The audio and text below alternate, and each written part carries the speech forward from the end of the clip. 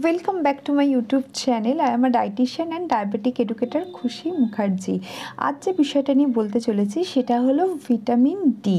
Vitamin ডির অভাব হলে কি কি সমস্যা হতে পারে, কি কি সিমটম দেখা দিতে পারে, ভিটামিন ডি থ্রির সমস্যা কখন হয় এবং ভিটামিন ডি থ্রি শরীরে অ্যাবসর্পশন কীভাবে বাড়ানো যেতে পারে। প্রথমেই বলে রাখি, সবার প্রথম যে সমস্যা হয় সেটা হচ্ছে দুর্বলতা, অসম্ভব ক্লান্তি আসে। সারাদিন পর্যাপ্ত বিশ্রাম নেওয়া সত্ত্বেও কিন্তু দুর্বলতা যাবে না।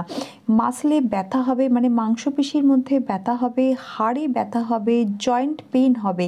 এছাড়া মনে করুন চুল পাতলা হয়ে যাবে, চুল উঠতে থাকবে, স্কিন ডাল হয়ে যাবে, প্রচণ্ড রকম ইনফেকশনের সম্মুখীন হতে হবে, যেমন মনে করুন ঠান্ডা লাগা, সর্দি কাশি হওয়া, তার সাথে কিন্তু মুড সুইং করা, ডিপ্রেশন, অ্যাংজাইটি, মুড সুইংয়ের প্রবলেম এবং ওজনও কিন্তু বেড়ে যাওয়ার কিন্তু এখানে সম্ভব হতে পারে। এবং তার সাথে ব্রেন ফগ হওয়া, মনোযোগের অভাব, মানে কোনো জিনিসে মন বসতে চাইবে না বা চট করে ভুলে যাওয়া ইত্যাদি সমস্যা হওয়া, এবং তার সাথে ক্যালসিয়াম অ্যাবসর্পশনও কিন্তু ঠিক করে হয় না। ভিটামিন ডি থ্রি ঘাটতি থাকলে ক্যালসিয়াম অ্যাবসর্পশনের সমস্যা হয়, ফলে ফ্র্যাকচার হয়ে যাওয়া, আর্থারাইটিসের সমস্যা হওয়া ইত্যাদি নানাবিধ সমস্যা। তার সাথে ব্লাড প্রেশার বেড়ে যায়, হার্ট হেলথের সমস্যা হয়, তো ইত্যাদি নানাবিধ সিমটম দেখা দেয়। এবং যদি এই ধরনের সিমটমে যদি ভুক্তভোগী হন তাহলে অতি অবশ্যই একটা ভিটামিন ডি টেস্ট কিন্তু করে নেবেন। ভিটামিন ডি রিচ খাবার অতি অবশ্যই খাবেন, যেমন মনে করুন ফ্যাটি ফিশ, ডিমের কুসুম, বা ভিটামিন ডি ফর্টিফাইড যে ধরনের খাবার যেটা দুধে থাকে বা অন্যান্য খাবারে যখন ফর্টিফাই করা হয় সেই ধরনের খাবার। এখন প্রশ্ন হচ্ছে ভিটামিন ডি থ্রির সমস্যা কাদের হতে পারে?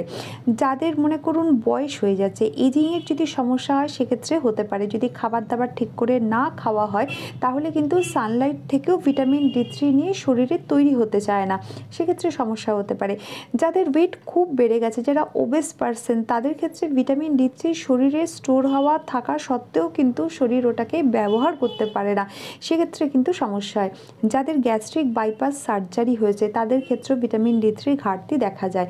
যাদের কিডনি প্রবলেম আছে, লিভারের প্রবলেম আছে, তাদের ক্ষেত্রে ভিটামিন ডি থ্রি ঘাটতি দেখা যায়, কারণ সেক্ষেত্রে কিন্তু active form of vitamin D three কিন্তু তৈরি হয় না শরীরে।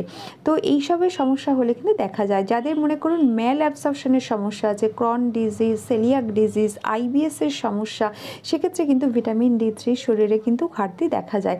ভিটামিন ডি থ্রির ঘাটতিকে পূরণ করবেন কিভাবে? সেক্ষেত্রে সবার আগে মাথায় রাখতে হবে সানলাইট, খাবারের মধ্যে কিছু পরিবর্তন, প্রয়োজনে কিন্তু সাপ্লিমেন্ট অতি অবশ্যই কিন্তু আপনাদের ইউজ করতে হবে। তাই এই ছিল আজকে আমার বিষয়। যদি আপনাদের ভালো লেগে থাকে প্লিজ প্লিজ প্লিজ একটা লাইক করবেন, কমেন্ট সেকশানে জানাবেন, সাবস্ক্রাইব করবেন, শেয়ার করতে ভুলবেন না। নেক্সট টাইম আমি আরও কিছু যেটা আপনাদের প্রয়োজন এরম ধরনের কিছু টপিক নিয়ে আসতে চলেছি। আজকের মতো এইটুকু। Thank you.